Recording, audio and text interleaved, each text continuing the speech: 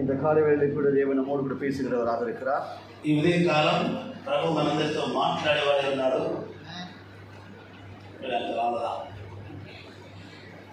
எத்தனை பேர் நீங்க ஆயத்தத்தோடு வந்திருக்கிறீர்கள் சொல்லி தேவன் அறிந்திருக்கிறார். ఇక్కడ మీరు సిద్ధపడి దేవుని సన్నిధికి వచ్చారు, దేవుని వాక్యాన్ని వినడానికి అన్న కథమైంది. நாம் கடமைக்காய் வந்திருக்கிறோமா இல்லை உண்மையாய் தேவனை தேடி வந்திருக்கிறோமா என்று சொல்லி தேவன் அறிந்திருக்கிறார். మనం ఆచారంగా వచ్చామా ఆసక్తిగా వచ్చామా అని దేవుడు గమనిస్తున్నారు. அவை நான் விசுவாசிக்கிறேன். இங்கே கூடி வந்திருக்கிற ஒவ்வொருத்தரும் நீங்கள் தேவனை பார்க்கும்படியாய், தேவனுடைய வார்த்தையை கேட்கும்படியாய், ஆண்டவரோடு கூட பேச வேண்டும் என்று சொல்லி எதிர்பார்ப்பு கூட வந்திருக்கிறீர்கள். నేను విశ్వసిస్తున్నాను మీరు దేవుని సన్నిధిలో ఆయన్ను ఆరాధించడానికి, ఆయన వాక్యాలను వినడానికి మీరు అందరూ వచ్చారని నేను నమ్ముతున్నాను. காரணம் ஏன்னு சொன்னால், நான் செய்தி ஆயத்தப்படுத்தி நான் எழுதியிருந்தேன். ஆனால் காலையில் ஆண்டவர் ஒரு காரியத்தினோடு கூட ஆண்டு இடைப்பட்டு ஒரு காரியத்தை ஆண்டு காமித்ததை நான் பார்த்தேன். నేను ఒక వాక్యాన్ని సిద్ధపరచుకొని వచ్చాను, కానీ ఇక్కడ వచ్చినాక దేవుడు మరొక కార్యాన్ని నాకు ప్రేరేపించారు. அது என்னன்னு பார்த்தீங்கன்னா, குயவன் கையில் இருக்கிறதான கரிமம். అది ఏంటంటే ఈ అదేమంటారు కుమ్మరుడి చేతిలో ఉన్న చికట మట్టి అని చెప్పారు. தேவனுடைய சமூகத்திலே நாம் அப்படியாய் நம்ம ஒப்பு கொடுக்கும் பொழுது தேவன் நம்மை பயன்படுத்துகிறவராக இருக்கிறார். ఒక కుమ్మరి చేతిలో చికట మట్టి వలె మనం దేవునికి అప్పచెప్పుకున్నప్పుడు దేవుడు మనల్ని వాడుకుంటాడు, మన ద్వారా ఆయన కార్యాలు జరిగిస్తాడు. நம் தேவனை தேடி வரும் பொழுது அல்லது நம்முடைய சூழ்நிலைகள் ஒருவேளை ஏதோ ஒரு தேவை நிமித்தமாய் நம் ஆண்டை தேடி வந்திருக்கலாம். మనము కొన్ని పరిస్థితుల మధ్యలో, కొన్ని అవసరతల మధ్యలో మన దేవుని సన్నిధికి వచ్చిండొచ్చు. நம்ம ஒவ்வொருத்தரையும் கேட்கும் பொழுது நம்ம எப்படி ஆண்டவரை ஏற்றுக்கொண்டோம் என்று சொல்லி கேட்கும் பொழுது ஏதோ ஒரு தேவையில, ஏதோ ஒரு சூழ்நிலையில ஆண்டவர் நம்மை ரட்சித்து இருக்கிறார். దేవుడు ఏదో ఒక పరిస్థితుల మధ్యలో మనం రక్షించుకున్నాడు, ఏదో ఒక పరిస్థితులు మనం దేవుని ఎదుటికి వచ్చున్నాం. ஆனால் தேவன் நம்மை தெரிந்து கொண்டது, நம்மை ரட்சித்ததுக்கான ஒரு நோக்கம் இருக்கிறது. దేవుడు మనని ఎన్నుకున్నది, మనల్ని రక్షించుకోవడానికి ఉన్న ఉద్దేశాలు దానికన్నా గొప్పవి. ஒரு களிமண்ணா இருக்கும் பொழுது அது ஒரு மண்பாண்டத்தை உருவாக்குறதுக்கு பயன்படுத்தப்படுவே ஒழிய மற்ற இதற்கு பயன்படுத்த முடியாது. చికట మట్టిని తయారు చేసుకున్న ఆ యొక్క కుమ్మరి దాన్ని ఏదైనా ఒక పాత్ర చేయడానికే దాన్ని వాడుకుంటారు, కానీ వేరే దేనికి వాడుకోవడానికి వీలు ఉండదు. நாம் களிமண்ணை போல இருக்கும் பொழுது தேவனால் பயன்படுத்தக்கூடிய ஒரு பாத்திரமாய் நம்ம பயன்படுத்த முடியாமல் இருக்கும். களிமண்ணா இருக்கும் பொழுது நம்ம தேவனால் பயன்படுத்தக்கூடிய ஒரு பாத்திரமா நம்ம பயன்படுத்தக்கூடிய ஒரு பாத்திரமா இல்லாமல் இருக்கும். களிமண்ணா இருக்கிறப்ப அது மண்பானம் செய்யறதுக்கு முன்பதாக దేవుని బిడ్డలారా, మనము చికట మట్టిగా ఉన్నప్పుడు మనం కొన్నిసార్లు పాత్ర చేయలేని పరిస్థితుల్లో మనం ఉండొచ్చు. எப்பொழுது அது மண்பாண்டமாய் உருவாக்கப்படுகிறதோ அப்பொழுது பயன்படுத்தப்படுகிறது. చూడండి, మట్టిగా ఉంటే అది వాడబడదు, ఆ మట్టి ఒక పాత్రగా మారిన తర్వాతనే అది ఉపయోగానికి వస్తుంది. அதே போல நம்முடைய வாழ்க்கையிலே நம்ம தேவனிடத்துல, தேவனுடைய கரத்துல ஒரு குயவனாக இருக்கிறார். நம்ம களிமண்ணாய் ஒப்பு கொடுக்கும் பொழுது ஆண்டவர் நம்மை உருவாக்குறவராக இருக்கிறார். మన జీవితంలో మనం మట్టిగా ఉంటే సరిపోదు, మనం కుమ్మరి చేతిలో ఉన్న జిగట మట్టిగా మారినప్పుడు ఆయన మనల్ని ఒక పాత్రగా మార్చిన తర్వాత మనం వాడుకుంటాడు. தேவன் விரும்புகிற பிரகாரமாய் நம்மை மனைந்து உருவாக்குகிறவராக இருக்கிறார். దేవుడు తన చిత్తానుసారంగా మనలను ఆయనకు ఉపయోగకరమైన మంచి పాత్రగా మార్చుకుంటాడు.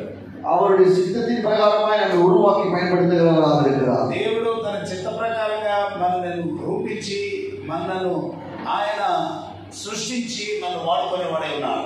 எரேமியா 18 அதிகாரம் 4வது வசனத்தை பார்ப்போம். ఎరిమియా గ్రంథం 18వ అధ్యాయం 4వ వాక్యాన్ని మనం చదువుదాం. వాసిమా 8వ వచనం. நல்ல சத்தமா படிமா, சத்தவாசி.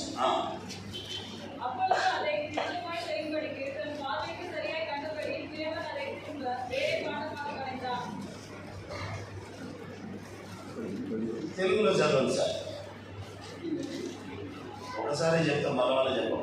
కుమ్మరి జిగట మట్టితో చేయించున్న కుండ వాడి చేతిలో విడిపోగా ఆ జిగట మన్ను మరలా తీసుకొని కుమ్మరి తనకు యుక్తమైనట్టుగా దానితో మరొక కుండ చేసెను. యుక్తమైనట్టుగా దానితో మరొక కుండను చేసెను. అంతటా యెహోవాకు నాకు ప్రత్యక్షమై ఇలాగ సెలవిచ్చెను, ఇశ్రాయేలు వారులారా, ఈ కుమ్మరి మట్టికి చేసినట్లు నేను మీకు చేయలేనా?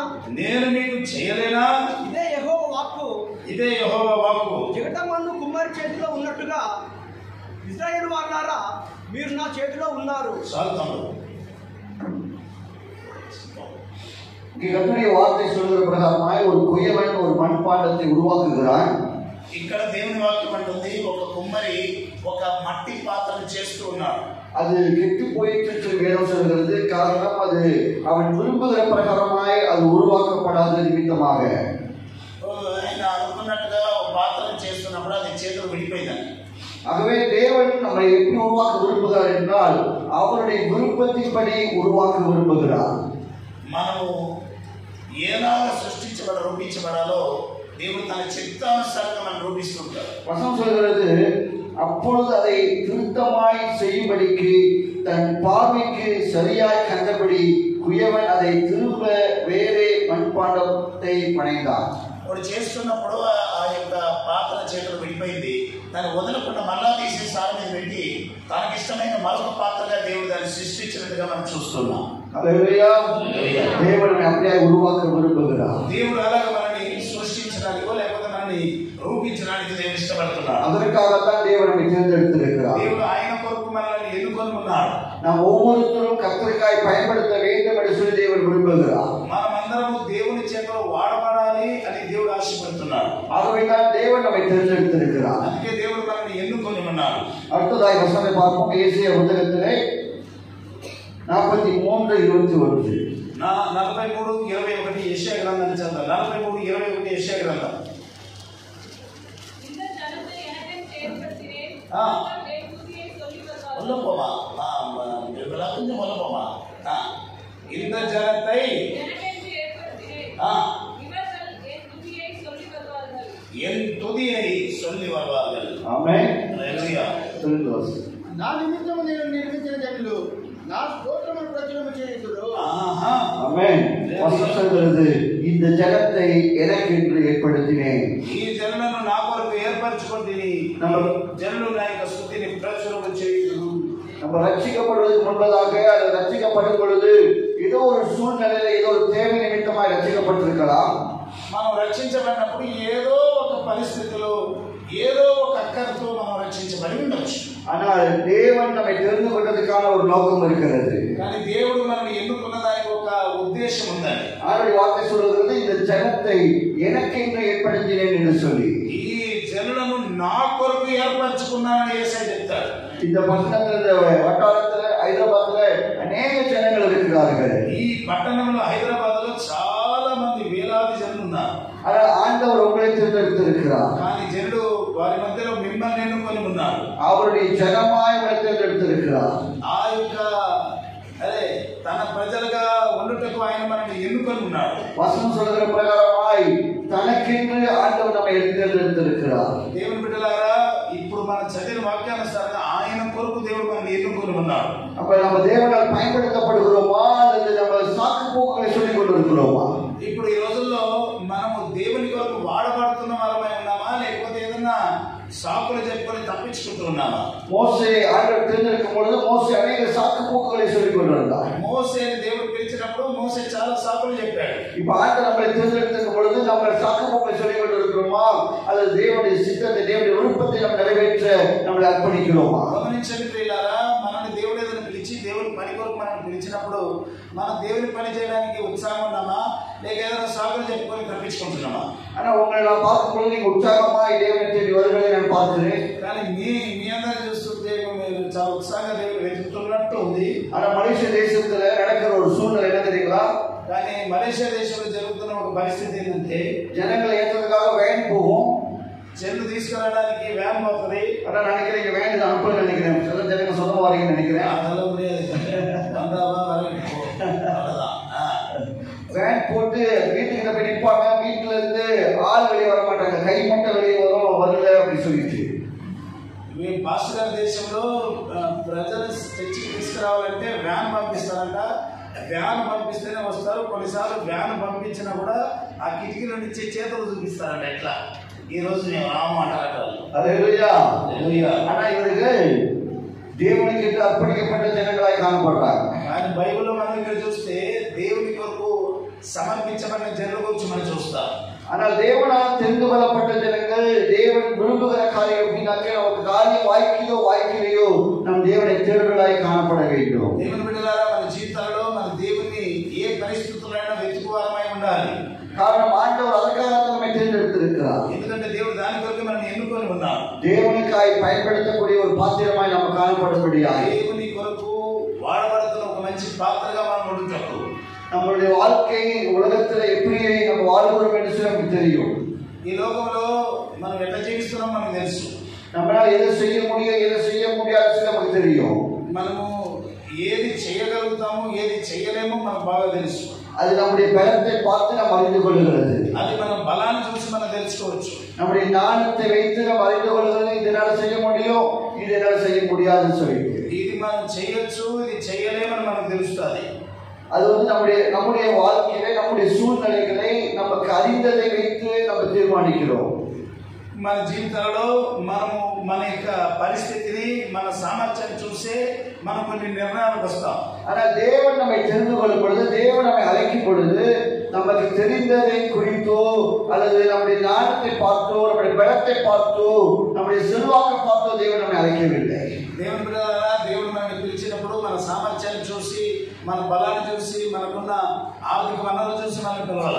தேவன் நம்மை அழைக்கும் பொழுது ஒன்றும் தெரியாதவர்களாக இருக்கும் பொழுது நமக்கு பலன் இல்லாத பொழுது நமக்கு பொருளாதார ஆசீர்வாதம் இல்லாத பொழுது தேவன் நம்மை அழைக்கிறவராக இருக்கிறார். ఏమీ లేని పరిస్థితుల్లో మనకు ఎలాంటి ఆర్థిక వనరులు బలము శక్తి లేనప్పుడు దేవుడు మనల్ని పిలిచి ఉన్నాడు. இந்த உலகத்திலே நாம் பயன்படுத்தப்படும் பொழுது வேலைக்கு நம்ம போகும் பொழுது நம்முடைய ரெசிபி கேட்பாங்க, நம்மளுடைய அனுபவங்களை கேட்பாங்க, நம்முடைய படித்த படிப்பை கேட்பாங்க.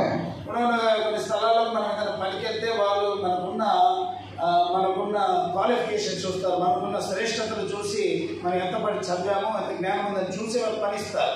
ஆனால் தேவன் நம்மை அழைக்கும் பொழுது நம்முடைய பலத்தையோ நம்முடைய ஞானத்தையோ பார்த்தல்ல, ஆண்டவர் அவருடைய திட்டத்தை வைத்து நம்மை அழைக்கிறவராக இருக்கிறார். కానీ ప్రభు ప్రియులారా, మన దేవుడు పిలిచినప్పుడు మన శ్రేష్టతను చూడకుండా ఆయన చిత్తానుసారంగా ఆయన కొరకు దేవుడు మనం పిలుచుకుంటాడు. ஆகவே தான் மோசே அவருடைய பலவீனத்தை அவன் தேவனுக்கு முன்பதாக கொண்டு வருகிறான்.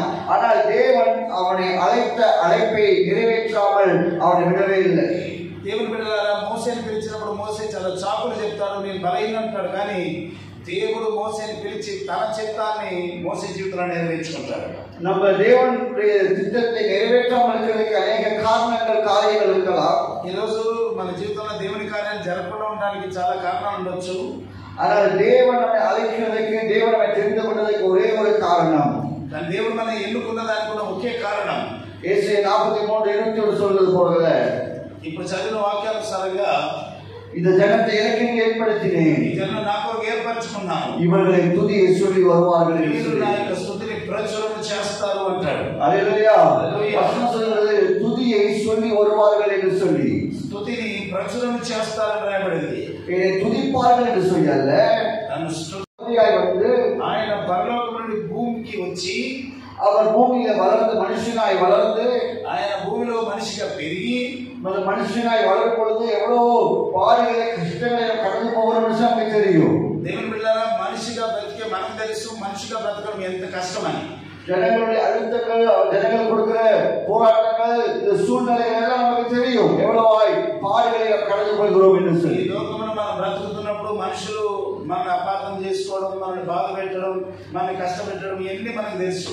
ஆண்டவர் பூமியிலே மனுஷனாய் 100% மனுஷனாகவும் 100% தெய்வமாகவும் இந்த பூமியில தேவன் வாழ்ந்திருக்கிறார். యేసు ప్రభు ఈ లోకంలో వచ్చిన 100% మనిషిగా 100% దేవుడిగా బ్రతికి మనుషులు అనుభవించే సమస్త బాధలను ఆయన అనుభవించున్నారు. ஆகவே சாதாரணமாய் ஆண்டவரை மீட்டெடுக்கல, అందుకని సాధారణంగా దేవుడు మనల్ని విమోచించలేదు. அவர் அவருடைய ஜீவனை கொடுத்து உயிரை கொடுத்து நம்மை மீட்டெடுத்திருக்கிறார். తన ప్రాణం ఇచ్చి మనల్ని ఆయన కాపాడి ఉన్నారు. ஆகவே தேவன் நம்மளை குறித்ததாக ஒரு பெரிய திட்டத்தை கற்று வைத்திருக்கிறார். అందుకొరకే దేవుడు మన గురించి చాలా పెద్ద సంకల్పం కలిగిన వాడై ఉన్నాడు. அவருடைய சித்தத்தை நாம் நிறைவேற்றுவது நம்முடைய பொறுப்பாக இருக்கிறது. ఆయన చిత్తాన్ని నెరవేర్చడం మన బాధ్యతగా ఉంది. நான் ரட்சிக்கப்பட்டேன், நான் ஆண்டவரை துதிக்கிறேன், நான் சபையில் இருக்கின்ற திருப்தி நமக்குள்ளாய் காணப்படக்கூடாது. నేను సంఘానికి వస్తున్నాను, రక్షించబడ్డాను అంత చాలని చెప్పిన తృప్తి మనలో ఉండకూడదు. நம்ம தொடர்ந்து தேவனுக்காக இன்னும் காரியங்களை நாம் செய்ய வேண்டும். మనం ఇంకా దేవుని కొరకు మరింత ఉత్సాహమైన కార్యాలు మనం చేయాలి. கர்த்தருக்காக நம்ம காரியங்கள் செய்யும் போது சில சூழ்நிலைகள் நமக்கு எதிர்ப்பாய் வரும். మనం దేవుని కార్యాలు చేస్తున్నప్పుడు కొన్ని సమస్యలు మనకు విరోధంగా రావచ్చు. சில காரியங்கள் சில மனிதர்கள் நமக்கு விரோதமாய் எழும்புவார்கள். కొంతమంది మనుషులు మనకు విరోధంగా లేస్తారు. ஆனால் அழைத்தவர் ஆண்டவராக இருக்கிறபடினால், మనల్ని పిలిచింది మన దేవుడే ఉన్నందున தேவன் நம்மை நடத்துகிறவராக இருக்கிறார். దేవుడు మనం నడిపించేవాడై ఉన్నాడు. ஒரு சாட்சியை நான் சொல்லுகிறேன். ఒక సాక్ష్యం చెప్తాను వినండి. ஊழியத்திலே ஊழியத்தை செய்து கொண்டிருக்கும் பொழுது, சபை நடத்தி கொண்டிருக்கும் பொழுது, సంఘం నడిపిస్తున్న సమయంలో இந்த மாதிரி ஞாயிற்றுக்கிழமை ஆராதனையில, ఇలాంటి ఆదివార ఆరాధనలో நம்ம ஞாயிற்றுக்கிழமை சாட்சிக்கு நம்ம நேரம் கொடுக்கறது இல்லை. ఆదివారం సాక్ష్యానికి సమయమేమో அங்க ஒரு அம்மா வந்திருந்தாங்க, அது வேற சபையில வந்திருந்தாங்க. ఒక అమ్మ వేరే సంఘం నుంచి వచ్చింది మా సంఘానికి. என்கிட்ட ரொம்ப வேண்டி கேட்டுக்கிறாங்க, நான் ஒரே ஒரு சாட்சி சொல்லணும் ஐயான்னு சொல்லி கேட்டாங்க. నా దగ్గర అడిగింది, అయ్యా నేను ఒక్క సాక్ష్యం మాత్రం చెప్పేసుకుంటాను అయ్యా. நான் வயசான அம்மாவா இருக்கிறாங்க, சாட்சி கேட்கிறாங்க சொல்லி நான் ஒரு வாய்ப்பு கொடுத்தேன் அவங்களுக்கு. సాక్ష్యం చెప్పడానికి చాలా వృద్ధాపంలో ఉన్న అమ్మగారు వచ్చారు కదా, అడుగుతున్నారు కదా అని నేను అవకాశం ఇచ్చాను. ஞாயிற்றுக்கிழமை 6 ஜனங்கள் கூடியிருக்கிற சாட்சி நேரத்துல அந்த சபையில இருக்கிறதான ஒரு அம்மாவை பார்த்து அவங்க குறை சொல்ல ஆரம்பித்தாங்க சாட்சியில. ఆమె సాక్ష్యం చెప్పడానికి రాలేదు, మా చర్చిలో ఉన్న ఆమెకు పడరాని ఒక తల్లికి విరోధంగా ఆమె కొదవలు చెప్పడానికి మైపడుతుంది. அதுவும் நீங்க இந்த சபையில சேர்க்காதீங்க, சபை விட்டு விரட்டி விடுங்க, அந்த பொண்ணு சரியான ஆள் இல்லை அப்படிலாம் சொல்லி பேச ஆரம்பிச்சிட்டாங்க சாட்சியில. సాక్ష్యం చెప్పమంటే పలానా మనిషి మంచి ఆమె కాదు, ఆమె సంఘంలో పెట్టుకున్న తరమైన అది ఇది చెప్పడం మొదలుపెట్టి உடனே நான் மைக் அவங்களுக்கு வாங்கிட்டேன். వెంటనే మైక్ నేను ఆమె దగ్గర నుంచి తీసుకున్నా. நான் சொல்லிட்டேன், இது வந்து சாட்சி இல்லவா, தேவனை மகிமைப்படுத்துறதா சொல்லுங்க, இல்லைன்னா சொல்லாதீங்கன்னு சொல்லி நான் மைக் அவங்களுக்கு வாங்கிட்டேன். దేవుని మైక్ పరిచయం ఏదైనా ఉంటే చెప్పండి అమ్మా, ఇంట్లో ఒకరి గురించి చెవి చెప్పడం సాక్ష్యం కాదమ్మా అని చెప్పి మైకు లాక్కున్నాను. மைக்கை வாங்கின உடனே அவங்க என்னை பார்த்து கெட்ட வார்த்தை பேச ஆரம்பிச்சிட்டாங்க. మైకు లాక్కున్న వెంటనే ఆమె నన్ను చూసి దుర్భాషలాడడం మొదలుపెట్టింది. ஞாயிற்றுக்கிழமை ஆராதனை ஜனங்கள் கூடியிருக்கிற நேரத்துல జనందరూ ఉన్న స్థలంలో ఆరాధన ఈ పని జరుగుతుంది. அவங்க கெட்ட வார்த்தை பேச ஆரம்பிச்சோட சபை லீடர்ஸை கூப்பிட்டு அவங்களை வெளியே கொண்டு போக சொல்லிட்டு చెడమాటలు మాట్లాడుతుండగా ఆమెను బయటకు పంపించేశాను. அவங்க வெளியே போக சொன்ன பிற்பாடு அவங்களுக்கு இன்னும் கோபம் கூட வந்துருச்சு. బయటికి వెళ్ళనమ్మా అని చెప్తే ఆమెకి ఇంకా కోపం వచ్చేసింది. அவங்களுடைய பையன்கள்லாம் வர சொல்லிட்டாங்க. వాళ్ళ కొడుకులందరూ రమ్మని చెప్పేసి அவங்க பையன்கள்லாம் என்ன வந்து கேட்கறதுக்கு நிற்கிறாங்க.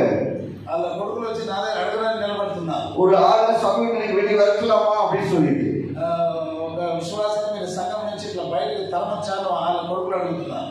அப்போ அவங்க நான் விலைக்கு சொன்ன இந்த மாதிரி ஒரு காரியங்கள் நடந்தது சொல்லி சொன்னோடனே அந்த அம்மாவுக்கு இன்னும் கோபம் வந்துருச்சு. அவங்க பிள்ளைங்கள்ட்ட அவங்களுக்கு கொஞ்சம் தப்பா சொல்லிட்டேன்னு சொல்லிட்டு వాళ్ళ కొడుకులకు చెప్పాను, మీ అమ్మాయిని వచ్చి దుర్భాషలాడుతూ చెడ్డమాట్లాడింది అని చెప్పి వాళ్ళ కొడుకులకు ఈ గురించి చెప్తే ఆమెకు ఇంకా కోపం వచ్చింది, నా కొడుకులకు నా గురించి తప్పుగా చెప్తావాలి. நான் சபை முடிஞ்சு கீழே இறங்கும் பொழுது எனக்காக கீழே வெயிட் பண்ணி இருந்து மண்ணாலியை மேலே தூக்கி போட்டு நீ நாசமா போவா அப்படின்னு சொல்லி எனக்கு சாபம் விட்டாங்க. నేను చర్చి ముగించి బయటకు వెళ్ళినప్పుడు మట్టి తీసి నా మీద వేసి నువ్వు నాశనం అయిపోతావని నన్ను చూసి చెప్పినా. அவங்க காலத்துக்கிட்ட என்னை எத்துப்படியா ஓங்கிட்டு வந்தாங்க. కాళ్ళతో తన్నడానికి వచ్చింది. அங்கே சபை லீடர்ஸ் ஸ்டேஜ் மெம்பர்ஸ் தான் கொஞ்சம் தடுத்துட்டாங்க. సంఘస్థులందరూ కూడా ఆపేశారు. அந்த கொஞ்சம் காலத்துக்காக ஒரு 2 வாரமாக இப்படியே அவங்க செஞ்சுட்டு இருந்தாங்க. மண்ணை தூக்கி மேலே போடுறதும் சாபங்களை விடுறதும் இப்படியே பண்ணிட்டு இருந்தாங்க. ప్రతి వారం వస్తుంది, చర్చి బయట నిలబడి మట్టి పోస్తుంది, దుమ్మెత్తి పోసి చెడ్డ మాటలతో శాపనార్థాలు పెడుతూ ఉండేది. அப்போ நான் சபை ஜனங்களாம் சொன்னாங்க, நம்ம போலீஸ் ரிப்போர்ட் பண்ணிடலாம், இவங்க வந்து ரொம்ப நிப்பாட்டுறதா இல்லை, தொடர்ச்சி அதை செஞ்சுக்கிட்டே இருக்கிறாங்கன்னு சொல்லி சொன்னாங்க. మా ఆపేదట్టు లేదంటే మనం పోలీస్ రిపోర్ట్ చేద్దాం పాస్టర్ గారు మా సంఘస్థులు చెప్పారు. அப்போ நான் சொன்ன வேண்டாம், அவங்க வயசானவங்க இருக்கிறாங்க, பரவாயில்ல, அவங்களுக்கு கோபம் தீர்ற வரைக்கும் அவங்க செஞ்சுட்டு போட்டோம் அப்படின்னு சொல்லிட்டு. నేనన్నా చాలా వృద్ధాపంలో ఉన్న పెద్ద మనిషిగా ఉంది, ఆమె కోపం చల్లారే ఆమె నా చెయ్యి పట్టుకొని అట్లా ఏడుస్తూ ఆమె ప్రాణం నా చేతిలోనే వెళ్ళిపోయింది. அல்லேலூயா. இது வரைக்கும் அந்த மாதிரி என்ன பேசினதோ என்ன நடத்தினதோ யாருமே இல்லை. నన్ను ఎవరు కూడా అంత అవమానకరంగా మాట్లాడి నన్ను బాధ పెట్టింది ఒక్కరు కూడా లేరు. ஆனா அந்த அம்மா எனக்கு விரோதமாய் காரியத்தை செய்தாங்க. అమ్మ నాకు విరోధంగా అలాంటి పని చేసింది. ஆனா அவங்க உயிர் போகும் பொழுது நான் அவங்க பக்கத்தில் நிற்கும்படியாய் தேவன் சூழ்நிலைகளை மாற்றி போட்டார். పరిస్థితి ఎట్లా మారిందో, కానీ ఆమె చనిపోయేటప్పుడు ఎవరిని పిలవలేదు, ఎవరిని పట్టించుకోలేదు. నా చేయి పట్టుకుంటూనే ఆ ప్రాణం పోయింది. ஆனா விசுவாசிகளை இன்னைக்கு அவங்க பரலோகத்தில் தேவனோடு கூட இருப்பார்கள் என்று சொல்லி నేను నమ్ముతున్నా. ఆమె పశ్చాత్తాపడ్డది కాబట్టి ఆమె పరలోకంలో ఉంటుందని నమ్ముతున్నా. காரணம் அவங்க செய்த தவறை உணர்ந்தாங்க, மனம் திரும்பினாங்க. కారణము ఆమె చేసిన తప్పును గ్రహించింది, క్షమాపణ అడిగింది. அதே போல நம்முடைய வாழ்க்கையில் சில எதிர்ப்பாய் செய்கிற காரியங்களை தேவன் அவர்கள் மனம் திரும்பும்படியான ஒரு வாய்ப்பை தேவன் உண்டாக்குகிறவராக இருக்கிறார். మన జీవితాల్లో కూడా మనకు విరోధంగా ఎవరైనా పని చేస్తే, ఒకవేళ దేవుడు వారు మారు మనసు పొందుటకే మనకు అలాంటి పరిస్థితులను దేవుడు అనుమతించాలన్న విషయాన్ని మనం గమనించాలి. அதனால எதிர்ப்புகள் நமக்கு விரோதமான சூழ்நிலை எழும்பும் பொழுது நம்ம தேவனுடைய ஊழியத்தையோ தேவனுடைய அழைப்பையோ விட்டுட்டு போகக்கூடாது.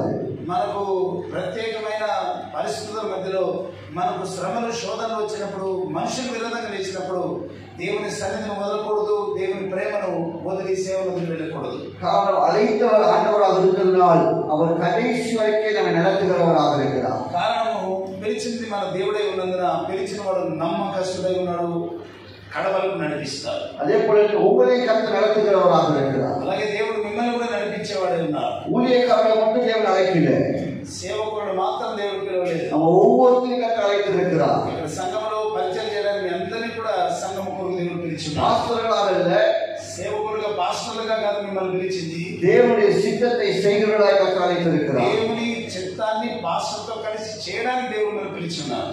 ஆண்டவர் உங்களை அழைத்த அழைப்பை, దేవుడు మిమ్మల్ని పిలిచిన పిలుపును